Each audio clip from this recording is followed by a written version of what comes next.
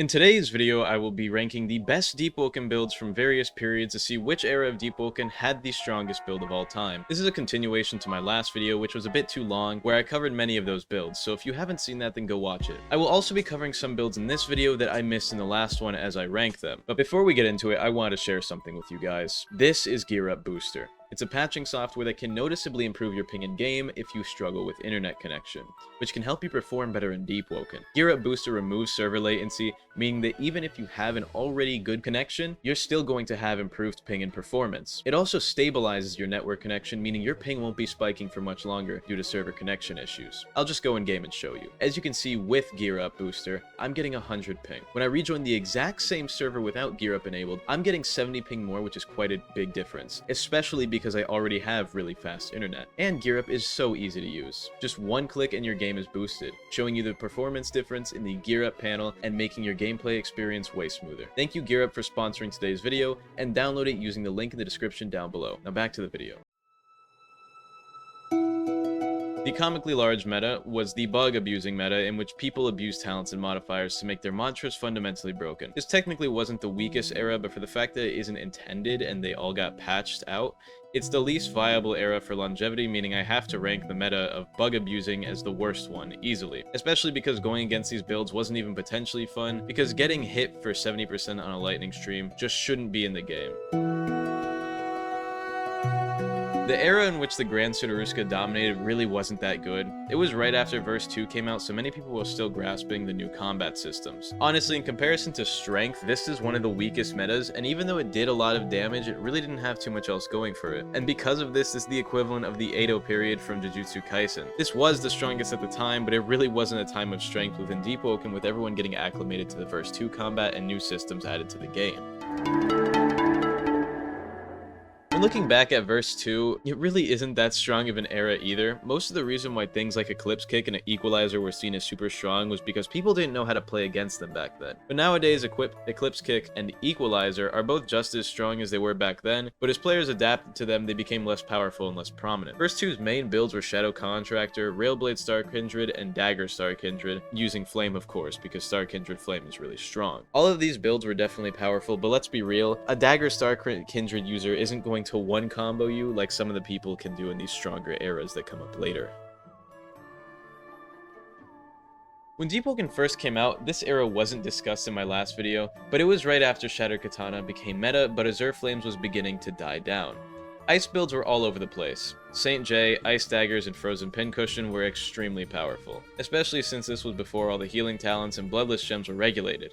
So by using Ice, a lot of the time someone with Conditioned Runner or Bloodless would hit you or run away, and instead of healing themselves, they would heal you instead. And we all know about Frozen Pincushion's 7-hour freeze time that would allow you to leave, make a sandwich, come back, and be there just in time for your opponent's combat tag to expire. Ice was extremely powerful, and don't even make me talk about Ice Skate and Frozone because that just wasn't fun to play against. The era of 1000 HP builds was the tankiest era in Deepwoken history, however it really wasn't that powerful.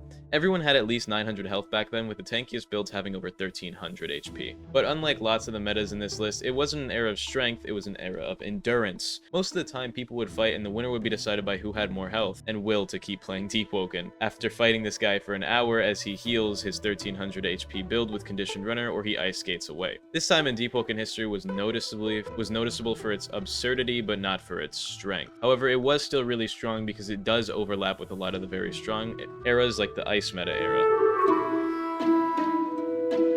This was the Legion Kata era before it got nerfed. This was the only time in Deepwoken history where infinite combos were hypothetically possible. Legion Kata's main gimmick was holding you in a 50-50 where you either bet on parrying or blocking, and if you miss you get punished, meaning if you keep losing the 50-50, you could have stayed in a stun lock grab combo until you died. This was made even worse with the Elasticity enchant. And a little bit off topic, but I actually remember trading an NLK revolver for a Bloodless gem at the time, which my friend then traded for some Elasticity Legion Cestus, and he proceeded to make the most unfun combos possible because you just couldn't escape them. This was also the first era to have true one combos in the form of the Tar combo, which was where you would use Summon Cauldron and Jar of Souls to one-shot people with bulldozer stuns. The no attunement era was sparked due to the Crypt Blade era. The forgotten Gladius medium no attunement returns to the Dark Ages build was never stronger than the Crypt Blade destructive recovery builds. It was, however, a counter to the Crypt Blade builds. In a fight, the medium attunementless user would usually win against a Crypt Blade user. However, if a Crypt Blade user and a medium attunementless user were to fight any other build from each other, the Crypt Blade user would probably have an easier time. This build was basically made to counter Crypt Blade and to an extent the Curve Blade of Winds, however it struggled a bit more against non-heavily elemental carried builds, or builds that just had better high damaging weapons that were non-elemental. The Crypt Blade was very strong. Destructive recovery was still extremely powerful. Strong left and dash attack spam were dominating every build at this time because the Crypt Blade was just strong. There's no other way around it. The Crypt Blade builds were extremely powerful, and there isn't that much to say about it. The Light's Final Toll release was massive. The Light's Final Toll, however, is not stronger than the Crypt Blade. It's a much more balanced build capable of adapting better than the Crypt Blade, however. In a matchup of every build versus every build, I think the Crypt Blade would beat the best Light's Final Toll build. However, I think the Light's Final Toll build would beat more of the other types of builds within the meta than the Crypt Blade would.